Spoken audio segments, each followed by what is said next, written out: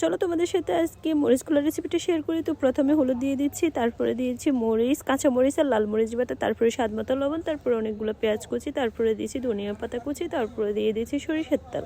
এগুলো সব কিছু দেওয়ার পরে ভালোভাবে এটাকে আমরা মেখে ম্যারিনেট করে নিব। আর ম্যারিনেট হয়ে গেলে আমরা এটা কলার পাতার ভিতরে দিয়ে দিব। আর আজকের রেসিপির জন্য কলার পাতাটা হচ্ছে একদমই স্পেশাল। তো কলার পাতাতে এখন আমরা সবগুলো দিয়ে দিচ্ছি, দিয়ে এগুলাকে আমরা এপাশ আর এপাশ থেকে ভাজ করে নিয়ে এগুলাকে আমরা এভাবে ভাজ করে নিব। আর একটাতে ভাজ হয়ে গেলে দ্বিতীয়টাতেও ভাজ করে নিতে হবে। যদি দুইটা দিয়ে ভাজ না করা হয় তাহলে কিন্তু ভিতরে যদি ঝোল থাকে ওগুলো বের হয়ে যাবে। সো আমাদের ভাজ হয়ে গেছে, এখন আমরা একটা সুতা দিয়ে ঠিক এভাবে বেঁধে নিচ্ছি। আর বাঁধা হয়ে গেলে আমরা চুলাতে কড়াই বসায় দিব। আমাদের কড়াই বসায় দিয়ে পর একটু ঢেকে দিলাম, আর আবার আরেক পাশ উল্টায় এখন আবার ঢেকে দিব।